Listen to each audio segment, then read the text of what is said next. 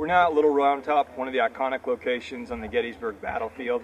For over 90 minutes here on the afternoon of July 2nd, 1863, Union and Confederate soldiers would battle for control of the hill in some of the most famous fighting of the entire Battle of Gettysburg. But the story of the Battle of Little Round Top actually begins on the morning of July 2nd, 1863, as the Union position south of the town of Gettysburg began to solidify and take shape. Union troops occupied Cemetery Hill and Culp's Hill and most of Cemetery Ridge, which you can see in the valley behind me, dotted and lined with monuments today. It'd be the responsibility of the 3rd Army Corps of the Union Army of the Potomac, led by Major General Daniel Edgar Sickles, to continue the Union battle line south on Cemetery Ridge and to cover Little Round Top. But Daniel Sickles, who's not a professional soldier, he's a political general, Daniel Sickles doesn't like the ground he's been assigned to hold. Sure, Little Round Top is high, and you can see for miles, but it's also very rocky, difficult to move artillery and ammunition up to the summit. Furthermore, his position below the hill on Cemetery Ridge is confronted with trees, making it very difficult for Sickles to see any enemy moving towards his position. A little after noon on July 2nd, 1863, Sickles, without alerting George Meade, without asking for permission, would advance his command further to the west to occupy high ground along the Emmitsburg Road and the Peach Orchard, leaving no one on Little Round Top. George Gordon Meade, commander of the Union Army, unaware of the situation, will dispatch the chief engineer of the Union Army, Gouverneur K. Warren, to Little Round Top to survey the situation and find out what in the world is going on here on the left flank of the Union Army.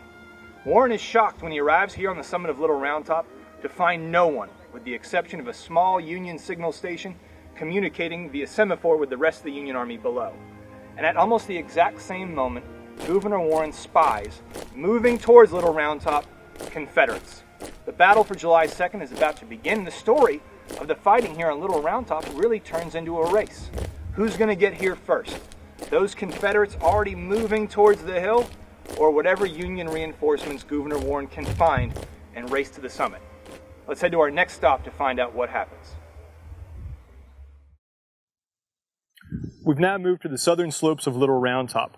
And where we left off, Gouverneur Warren has discovered Confederates advancing towards the undefended hill, and he needs to find men to rush to the summit. The first Union troops to arrive on the hill are a brigade of 1,300 men from Maine, New York, Pennsylvania, and Michigan, led by a young colonel from Erie, Pennsylvania named Strong Vincent. Vincent, seeing the emergency, seeing that if the Union Army doesn't control Little Round Top, disaster could befall the entire Union force at Gettysburg, will rush his men to the hill, and they arrive only moments before Confederates advance from the tree line behind you or behind the camera on the shoulder of Big Round Top. Now, Vincent doesn't deploy his men on the summit of the hill. Rather, he deploys them close to where we're standing now, on this shelf that runs along the southern face of the hill.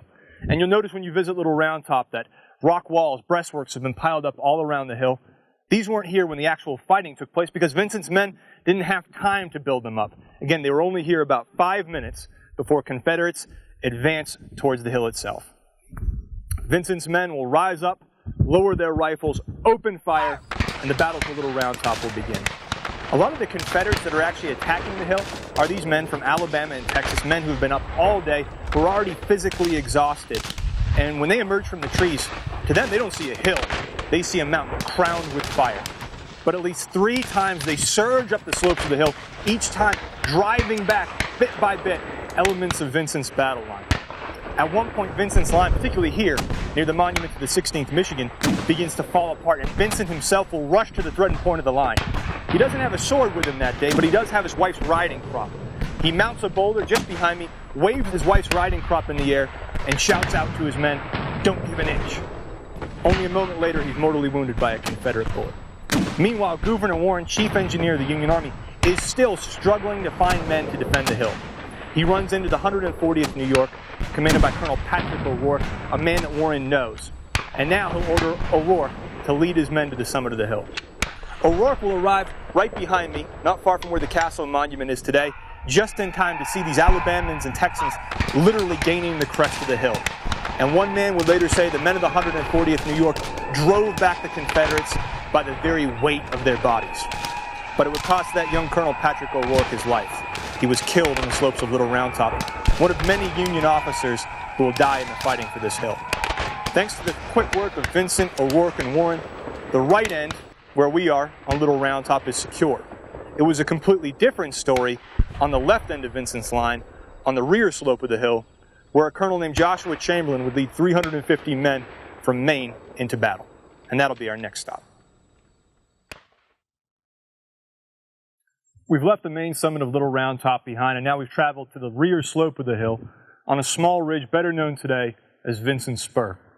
And it would be on this little spur that the 350 men of the 20th Maine would be positioned at about 5 o'clock on the afternoon of July 2nd, 1863. Their commanding officer was a colonel by the name of Joshua Lawrence Chamberlain.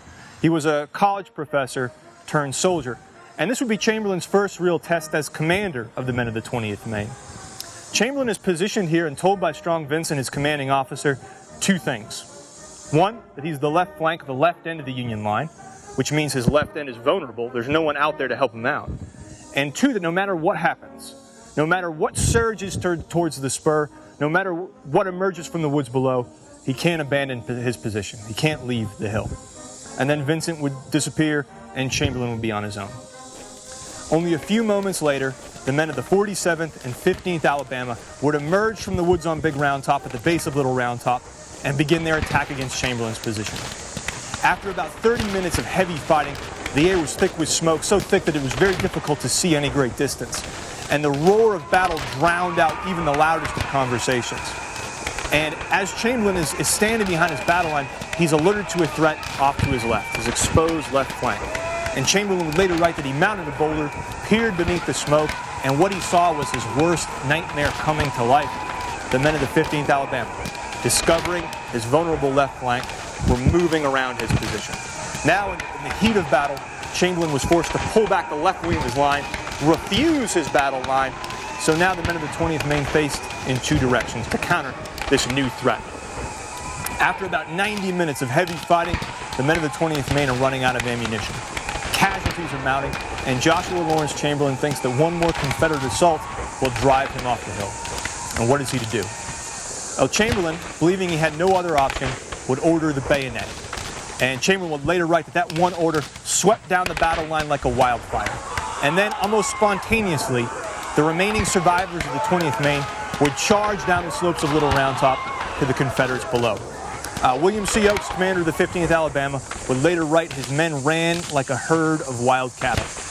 Chamberlain and the men of the 20th Maine captured hundreds of prisoners and cleared Little Round Top, at least this portion of it, of Confederates. After 90 minutes, the fighting on Little Round Top came to an end.